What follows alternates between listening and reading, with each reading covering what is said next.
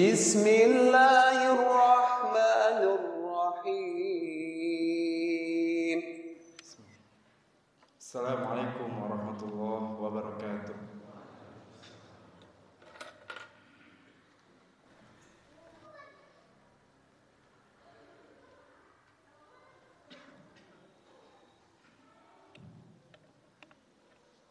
Innal hamdalillah nahmaduhu wa nasta'inuhu wa nastaghfiruh wa na'udzu billahi min shururi anfusina wa min sayyiati a'malina man yahdihillahu fala mudilla lahu wa man yudlil falan tajida lahu waliyyan mursyida.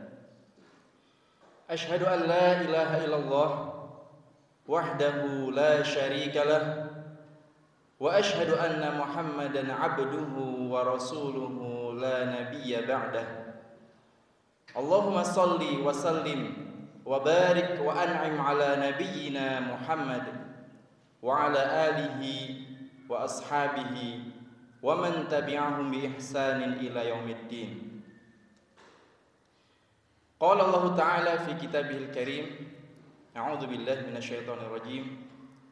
Ya ayyuhalladzina amanu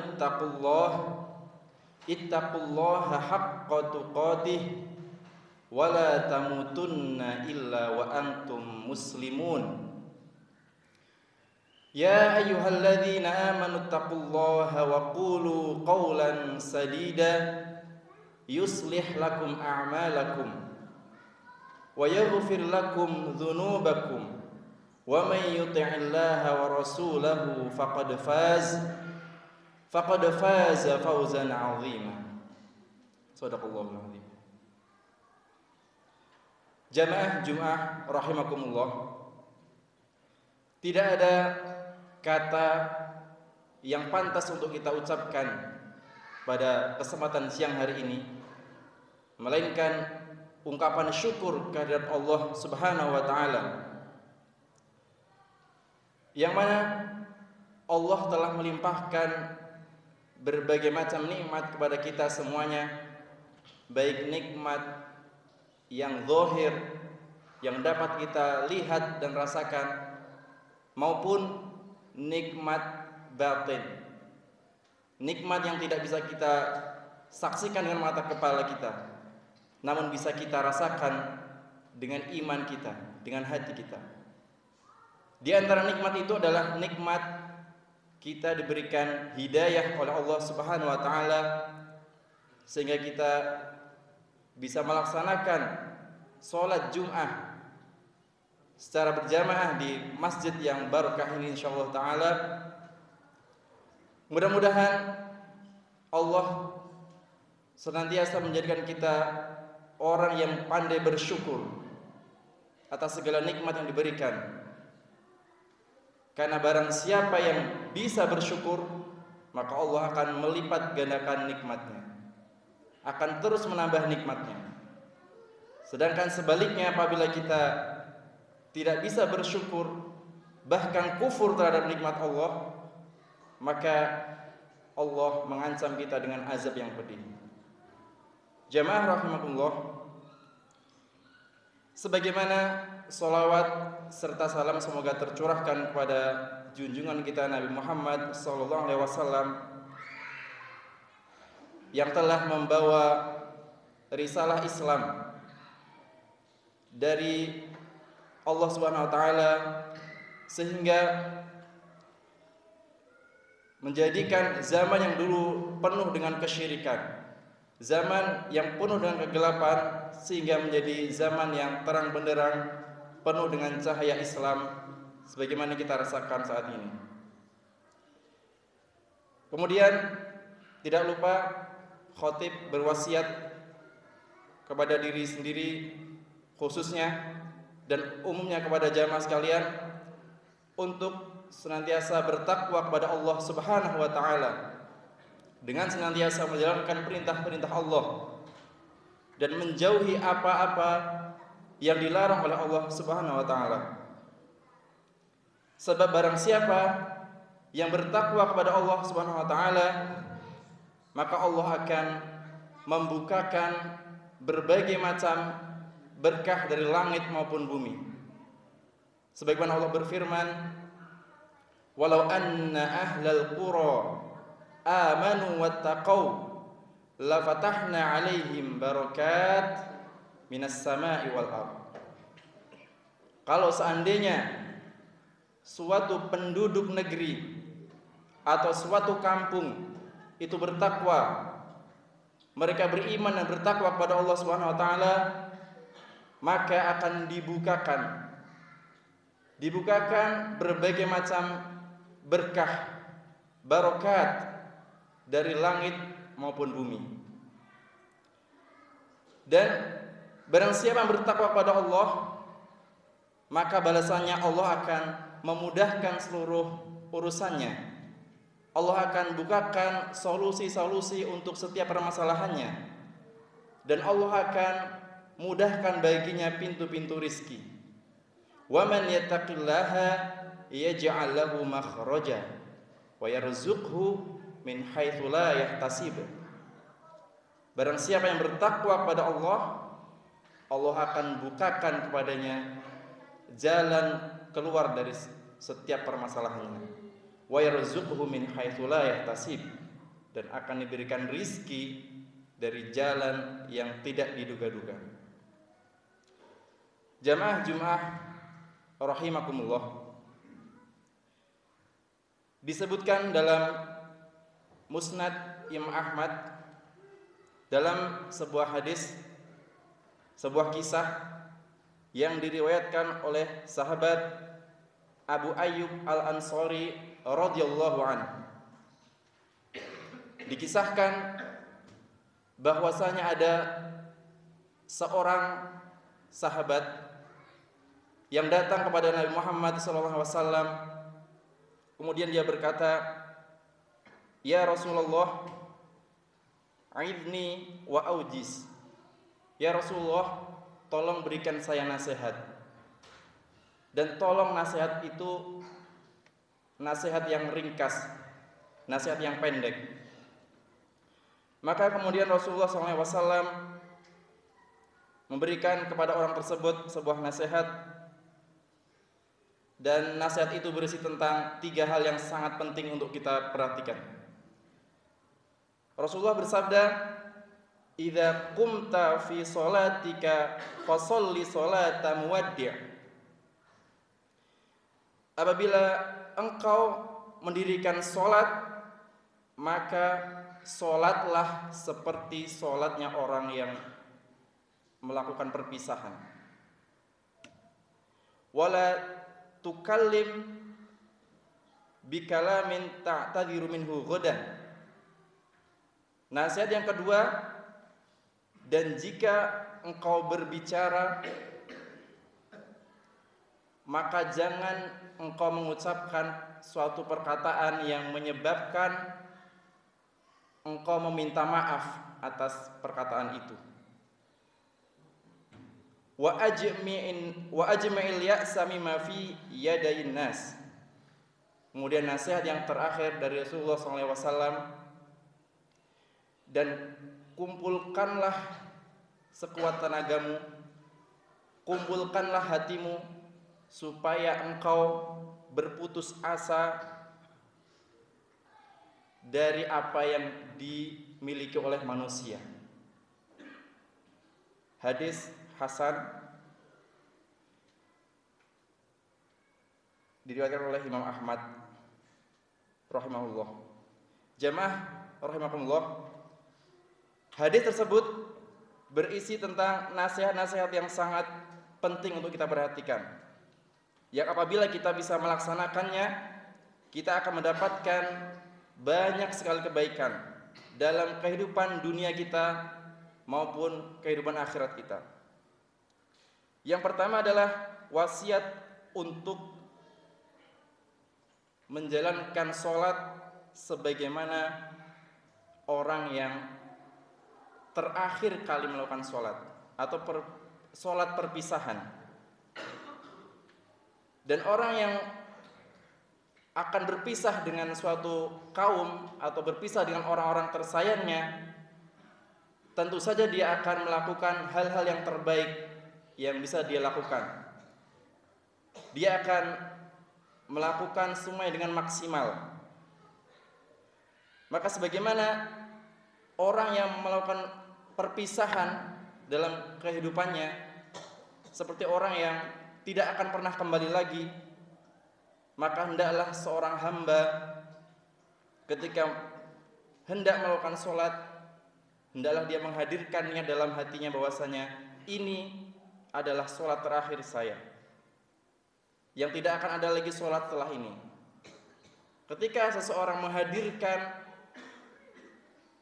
perasaan bahwasanya ini adalah ibadah terakhirnya, maka dia akan melaksanakan sholatnya dengan kualitas yang terbaik. Dia akan mengucapkan rukun-rukun sholat dengan baik, membaca Al-Fatihah dengan bacaan terbaik, melaksanakan sunnah-sunnahnya, dan melakukan sholat dengan cara yang paling terbaik yang bisa dilakukan. Maka jamaah sekalian, maka hendaklah kita selalu menghadirkan wasiat Rasulullah SAW ini, menghadirkan nasihat Rasulullah ini di setiap sholat-sholat kita. Apalagi kita sekarang berada di zaman yang serba cepat, yang banyak sekali orang mendirikan sholat tanpa disertai kekhusyuan dalam sholatnya. Sholat ingin segera selesai dari sholatnya tanpa menghadirkan niat. Bagaimana kalau seandainya itu sholatnya yang terakhir? Bagaimana kalau besok sudah tidak ada kesempatan untuk sholat? Maka apabila seseorang dapat menghadirkan perasaan bahwa ini sholat terakhirnya, maka dia akan mendapatkan kualitas sholat yang terbaik di setiap sholatnya. Dan apabila seorang bisa khusyuk dan melakukan sholat dengan yang terbaik, maka dia akan mendapatkan kebahagiaan di dalam hatinya, dan dia akan mendapatkan nikmatnya menghadap Allah Subhanahu wa taala. Jamaah rahimakumullah, wasiat yang kedua adalah wasiat untuk selalu menjaga lisan. Jamaah sekalian, lisan adalah anggota badan kita yang paling berbahaya. Bagaimana tidak, lisan itu bisa menyakiti orang, bahkan lebih sakit daripada pedang. Apabila lisan sudah menyakiti seorang, maka bisa jadi seumur hidup dia tidak akan memaafkan kata yang terucap itu. Adapun pedang, mungkin luka itu akan sembuh dalam hitungan hari. Maka jamaah sekalian, kita seringkali mendengar atau melihat di hari-hari ini banyak sekali orang-orang dengan mudahnya mengucapkan perkataan yang tidak jelas, perkataan yang bisa menyakiti orang lain. Dengan mudahnya dia mengolok-olok orang lain, menjelek-jelekan orang lain, baik itu di kehidupan sehari-hari atau di media sosial. Banyak sekali orang-orang yang mengucapkan kata-kata yang tidak jelas.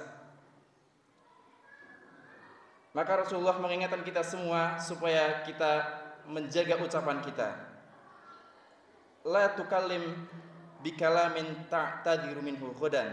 Jangan sampai kita mengucapkan perkataan atau kalimat-kalimat yang menyebabkan kita meminta maaf di hari kemudian. Betapa banyak kita saksikan orang yang berkomentar di media sosial, berkomentar di banyak tempat, kemudian dia harus berurusan dengan pihak yang berwajib. Kemudian dia dimintai pertanggungjawaban atas apa yang dia ucapkan itu. Itu baru balasan di dunia. Adapun balasan di hari kiamat akan lebih dahsyat lagi. Bukankah Rasulullah SAW mengabarkan bahwasanya akan datang pada hari kiamat seseorang membawa amalan sebesar gunung besarnya, pahala sholat, pahala puasa, pahala haji yang besarnya sebesar gunung, kemudian itu semua hilang, hancur sebagaikan debu. Apa sebabnya? Karena orang ini mengucapkan kata-kata yang menzolimi orang lain, mengucapkan ucapan yang menyakiti hati orang lain, sehingga amalannya itu dibagi-bagikan kepada orang-orang yang dizoliminya, diberikan kepada orang-orang yang pernah disakitinya, sampai-sampai amalannya pun hilang habis, tidak ada bersisa. Maka jamaah sekalian, nasihat Nabi ini harus menjadi pengingat buat kita semua untuk berhati-hati dalam mengucapkan kata-kata, baik secara langsung maupun secara tulisan di media sosial. Karena jangan sampai kalimat yang kita ucapkan itu menjadi penyesalan buat kita di hari kemudian. Sebagaimana Rasulullah SAW pernah berwasiat kepada sahabat Mu'adz bin Jabal. Beliau mengingatkan kepada sahabat Mu'adz untuk menjaga ini, kata beliau, sambil Rasulullah memegang lidah beliau. Kaf'an alaika hadza, tahanlah ini, kata beliau, sambil memegang lisannya. Kemudian sahabat Mu'adz bertanya, ya Nabi Allah, wahai Nabi Allah, wa inna la mu'akhadzuna bima natakallamu bih, apakah kita akan dimintai pertanggungjawaban atas yang kita ucapkan? Maka Rasul bersabda, thaqalaka ummuka ya Mu'adz, celakalah engkau wahai Mu'adz. Wa hal yakubun nasu finnar ala wujuhihim illa hasaidu alsinatihim, bukankah banyak orang yang terjungkal ke neraka karena disebabkan oleh lisan mereka? Jamaah rahimakumullah, yang ketiga, wasiat Nabi Muhammad SAW kepada orang tersebut adalah agar kita berputus asa dari apa yang dimiliki oleh manusia. Wa ajmi'il ya'sa mimma fi yadayin nas. Kita dianjurkan oleh Nabi Muhammad SAW agar senantiasa menggantungkan harapan kita, menggantungkan hati kita hanya kepada Allah Subhanahu wa taala, dan kita tidak boleh menginginkan atau bercita-cita memiliki apa semua yang dimiliki oleh manusia. Maka di ayat surat Toha, akhir surat Toha, Allah Subhanahu wa taala berfirman, wala tamudanna ainaika ila ma matta'na bihi azwajan minhum zahratal hayatad dunya. Maka janganlah kalian panjangkan pandangan kalian terhadap apa-apa yang menjadi kesenangan dunia. Zahratal hayatad dunya, menjadi bunga-bunga kehidupan dunia, seperti harta-harta yang melimpah atau istri-istri yang dimiliki oleh orang lain. Kita disuruh untuk menahan mata-mata kita dari apa yang dimiliki oleh manusia. Wa ajma'il ya'sa mimma fi yadayin nas, bulatkanlah tekad kita untuk tidak terlalu menginginkan apa yang dimiliki oleh manusia. Maka ketika kita menginginkan sesuatu, hendaklah kita meminta tolong kepada Allah Subhanahu wa taala, yaitu dengan cara bersabar dan salat. Wasta'inu bis sabri was shalah, dan mintalah tolong pada Allah dengan cara sabar dan mendirikan salat. Jamaah rahimakumullah, sebagaimana Allah berfirman, alaihissallahu bikafin abdah, bukankah Allah itu sudah cukup untuk mencukupi kebutuhan hambanya? Wa man yatawakkal 'ala Allah fahuwa hasbuh, barang siapa yang bertawakal kepada Allah maka itu sudah mencukupinya. Mudah-mudahan kita semua bisa mengambil pelajaran dan bisa mengamalkan apa yang Rasulullah wasiatkan kepada sahabat tadi, dan mudah-mudahan kita selalu dimudahkan dan selalu dijaga oleh Allah Subhanahu wa taala untuk menjaga iman kita, untuk selalu bertawakal hanya kepada Allah Subhanahu wa taala. Aqulu qouli hadza wa astaghfirullah li wa lakum fastaghfiruh innahu huwal ghafurur rahim.